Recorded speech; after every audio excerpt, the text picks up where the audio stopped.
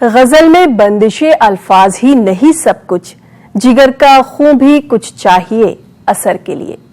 एक ऐसी ही शख्सियत से आज परवाज में मुलाकात कीजिए, जिन्होंने गजल की दुनिया में अपना एक अलग मकाम बनाया और इन महफिलों से मौसीकी का जो सफर शुरू हुआ वो आज तक रवां दवा है। तो आइए रूबरू होइए गजल गायिका पूनम चौहान से।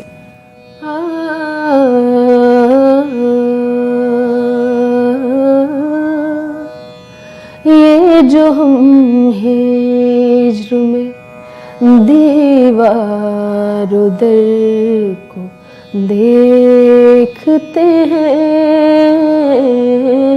ये जो हम हिज्र में, ये जो हम हिज्र में दीवारों दर को देखते हैं, ये जो हम हिज्र में दीवारों दर को देखते हैं, कभी सबा को कभी नामवर को देखते हैं, ये जो हम। बहुत ही खूबसूरत, लाजवाब आपका इस्तकबाल है हमारे इस प्रोग्राम में। बहुत बहुत शुक्रिया। सबसे पहले आपके बचपन से शुरुआत करते हैं। तो ये जो मौसीकी है ये आपकी जिंदगी में कहाँ से आई, कैसे शुरुआत हुई? इब्तिदा हुई गॉड गिफ्ट से, क्योंकि आवाज़ सबसे पहली जो ज़रूरत है बिल्कुल वो थी, तो गॉड गिफ्ट। और उसके बाद मेरी अम्मी बहुत अच्छा गाती हैं और बहुत सुर में वो गाती हैं, शौक़ था उन्हें बहुत।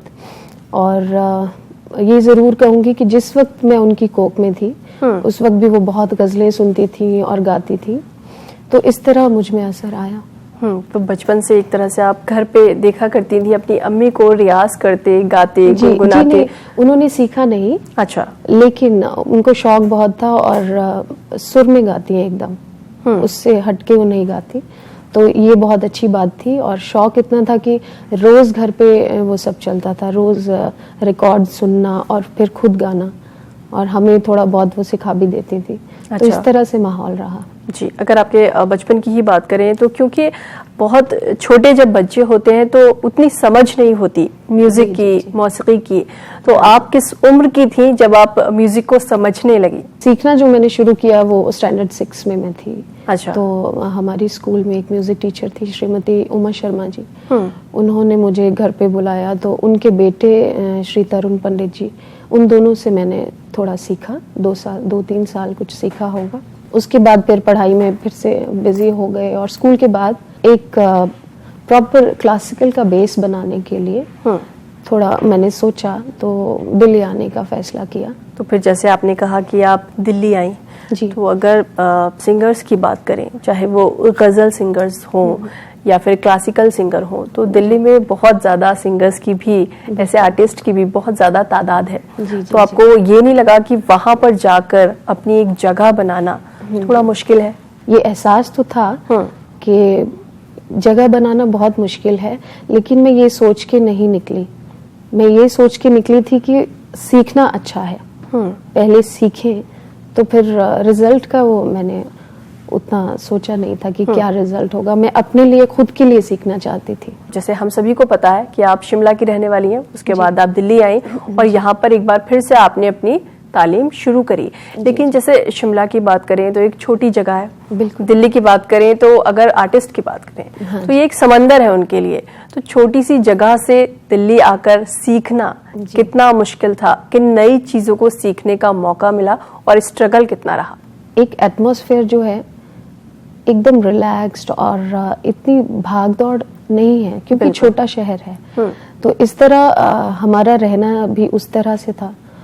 और फिर जब हम दिल्ली आए तो दिल्ली आकर बहुत सी मुश्किलात का सामना करना पड़ा, क्योंकि वेदर, एक तो सबसे पहली बात है कि वेदर बहुत ज़्यादा चेंज है, गर्मी और वहाँ सर्दी, तो ये प्रॉब्लम रहा। उसके बाद जो हम करने के लिए आए थे, संगीत सीखने के लिए, वो सबसे बड़ा एक कह सकते हैं कि सबसे बड़ा चैलेंज था। किस तरह करें, किस तरह ढूंढें कि एक अच्छे गुरु हमें मिले, क्योंकि ढूंढने से इस तरह भी नहीं मिलता।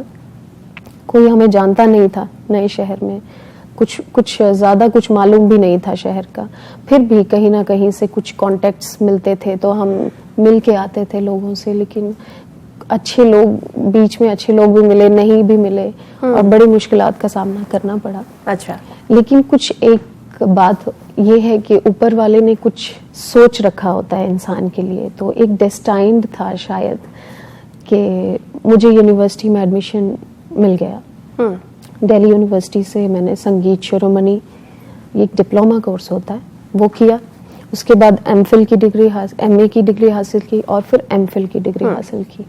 तो उसी दौरान कुछ हमारे वहाँ पर म्यूजिक डिपार्टमेंट में जी इंटर क्लास कॉम्पिटिशन्स हुआ करते थे। तो उन कॉम्पिटिशन्स में मैं भी पार्टिसिपेट करती थी। तो उस दौरान एक शख्स हैं म्यूजिक फैकल्टी के, श्री शांति भूषण झा जी, उन्होंने मुझे सुना, पसंद किया, बहुत अच्छा उन्हें लगा। फिर मुझसे उन्होंने पूछा कि कहीं सीखती हो, तो मैंने कहा अभी तक तो नहीं, क्योंकि मुझे गजल की बारीकियां सीखनी थी। सुन के गा लेना वो पूरा नहीं होता कभी भी। तो इस तरह उन्होंने बात की। मेरे जो अब जो गुरुजी हैं श्री चंद्रकांत पंडित जी, और रेडियो में वो टॉप ग्रेड आर्टिस्ट रहे हैं, और वहाँ पर पंडित चंद्रकांत गंधर्व जी के नाम से उनकी रिकॉर्डिंग्स बहुत चलती हैं। तो उनसे मुझे शांति भूषण झा जी ने मिलवाया। अच्छा। तो ये मेरे लिए उस दिन मुझे लगा कि मैंने सब कुछ पा लिया। वहां पर जो आपने सीखा और दिल्ली आकर जो सीखा, तो यहाँ पर किन नई चीजों को, किन नई बारीकियों को सीखा आपने? वहां जब मैंने सीखा तो मैं बच्ची थी, बचपन में जो सीखा तो छोटी बंदिशें, कुछ ताने, इस तरह से हो जाता था। लेकिन आने के बाद फिर जब रागों में किया, क्लासिकल को थोड़ा सा बेस बनाने के लिए, फिर राग समझ में आए, तो वो डिटेल है बहुत। राग तो इतने ज्यादा डिटेल्ड है कि वो तो कितना भी आगे चले जाएं, समझ के ऊपर है। लेकिन मैं जितना कर सकती थी मैंने किया। और अभी भी रियाजत के लिए जो क्लासिकल ही बहुत जरूरी है, रियाजत उसी की होती है। परफॉर्म में गजल करती हूँ, लेकिन रियाज के लिए क्लासिकल ही मायने रखता है और बहुत जरूरी है। जी पूनम जी, आपने तालीम हासिल की, इसके बाद क्या आपको याद है आपकी पहली परफॉर्मेंस? कितनी आप नर्वस थी, कितनी डरी हुई थी, और जो यादें हैं तब की वो क्या है? सबसे पहली जो मेरी परफॉर्मेंस थी वो ट्रिब्यूट था नैना देवी जी के लिए। अच्छा जी, वो पूरा प्रोग्राम ट्रिब्यूट प्रोग्राम था। तो करीब 2-2.5 घंटा सिर्फ नैना देवी जी की गजलें मैंने गाई। अच्छा, लेकिन क्योंकि आपकी पहली परफॉर्मेंस थी जी, तो एक डर भी होगा अंदर? नहीं, गाने में डर नहीं था। ये डर था कि ऑडियंस को पसंद आएगा या नहीं आएगा, क्योंकि ये भी एक चैलेंज है कि ऑडियंस को पसंद आना जरूरी है, क्योंकि हम गाते ही ऑडियंस के लिए हैं। तो एक ये चैलेंज था। और डर मुझे नहीं लगता कभी भी गाने में, क्योंकि बचपन से गाया, स्कूल में कुछ परफॉर्मेंस होती रहती थी, बड़े स्टेज पे भी गाया। लेकिन एक ये दिल में हमेशा रहता है कि सुनने वालों को जरूर अच्छा लगे। अच्छा, जब आपने सीख लिया और परफॉर्मेंसेस भी आप देने लगी, उसके बाद आपने कुछ अपनी कॉम्पोजिशन भी बनाई? बिल्कुल जी, कंपोज भी करती हूँ, कभी कभी कंपोज भी कर लिया जाता है, क्योंकि ये भी आमद है ना।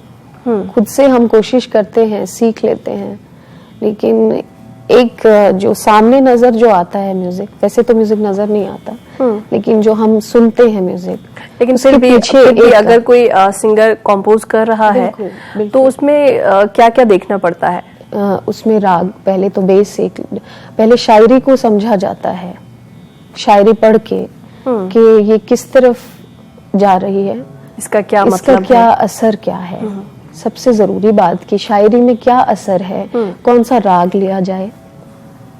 उस तरह जब हम करने की कोशिश करते हैं तो फिर आमद भी हो जाती है और अपनी कोशिश भी रहती है। तो इस तरह मैंने कंपोज किया। एक नंद में आपको सुनाती हूँ जी। नंद का मैंने बेस लिया, राग नंद का।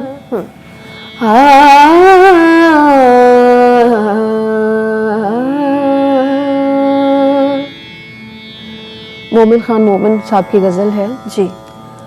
वो जो हम में तुम में करार था, वो जो हम में तुम में करार था,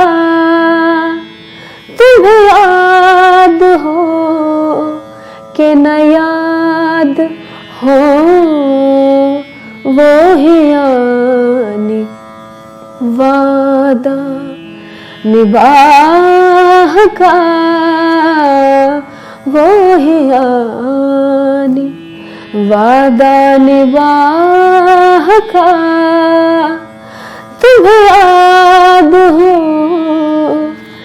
कि ना याद हो, वो जो हम में तुम में, वो नए गिले वो शिकायतें,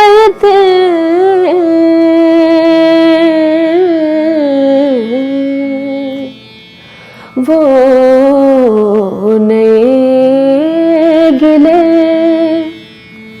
वो शिकायतें, वो मजे मजे की हिकायतें, वो नए गिले वो शिकायतें, वो मजे मजे की हिकायतें, वो हर एक बात पे रूठना, वो हर एक बात पे रूठना, तुम्हें याद हो कि न याद हो, वो जो हम में तुम में। बहुत ही खूबसूरत। बहुत बहुत अगर हम इंस्पिरेशन की बात करें तो जैसे आपने बताया कि बचपन में आपने अपनी अम्मी को घर में गाते सुना, तो एक इंस्पिरेशन तो आपकी मदर आपके लिए है। लेकिन अगर हम किसी गायक की या गायिका की बात करें जिन्हें आप बहुत ज़्यादा पसंद करती हैं, जिनके कलाम आपको बहुत ज़्यादा पसंद हैं, तो वो कौन है और क्यों है? मैं सबसे ज़्यादा सुनती हूँ फरीदा खानम जी को, बेगम अख्तर साहिबा को, मधुरानी जी को। बहुत सी हैं, बहुत से नाम हैं, और बहुत हमने सुना खान साहब, मेहदी हसन खान साहब को सुना, और सबसे ज़्यादा सुना उस्ताद गुलाम अली खान साहब को। तो बचपन से यही चलता आ रहा है कि सुबह मेरे पापा सुबह, वो भी शौकीन है सुनने के। अच्छा। तो सबसे पहले उठते ही सुबह डिवोशनल म्यूजिक वो प्ले कर दिया करते थे, तो इस तरह 1-2 घंटा वो चलता था, तो सुनते थे और गाने की कोशिश करते थे, गाते थे। और शाम में गज़लें ये सब प्ले कर दिया करते थे, तो गज़लें सुनना और साथ में गाना और अक्स करना कि कुछ इनके जैसा हम गा सकें, जो मुश्किल बातें हैं वो गले में लाने की कोशिश करना। तो ये बचपन से ही रहा। अच्छा, जैसे क्लासिकल म्यूजिक है जी, तो वक्त के साथ ये चीज़ें कहीं ना कहीं थोड़ी कम हो रही हैं, इन्हें सुनने वाले लोग कम हो रहे हैं। जी जी जी। तो आप गज़ल को कैसे देखती हैं, इसका क्या फ्यूचर देखती हैं? गज़ल के सुनने वाले तो कम नहीं हो रहे, ये तो मैं नहीं कह सकती, क्योंकि गज़ल में एक अपना एक असर है। जो गज़ल सुनता है वो फिर गज़ल ही सुनता है जी। तो इसमें एक ये बड़ी अच्छी बात है। तो गज़ल के सुनने वाले कम तो नहीं हो रहे, लेकिन गज़ल को का रूप जो है वो बिगड़ना नहीं चाहिए। वो थोड़ा कुछ लगता है कि हो भी रहा है, और मैं तो ये समझती हूँ कि गज़ल का रूप जो है, गज़ल का एक अंदाज है, एक रिवायती अंदाज है, और नई भी हुई क्योंकि टाइम के साथ साथ समय बदल रहा है, तो फिर कुछ तो चेंज होना भी चाहिए। तो लेकिन वो अच्छा लगना चाहिए। तो इस तरह से बदलाव भी हुए, वो भी मैं पसंद करती हूँ। रिवायती गज़ल मैं खुद भी गाती हूँ, लेकिन इसका जो फ्यूचर है वो तो जैसे हम हैं और भी गाने वाले, सबको इसका ख्याल रखना है कि इसका रूप ना बिगड़ जाए। बिल्कुल, और हम भी यही चाहते हैं जी। तो गज़ल जैसे आप गाती हैं, जाहिर सी बात है आपकी पसंदीदा है, इसीलिए आप इस फील्ड में हैं, इसी को आपने जी। चुना है।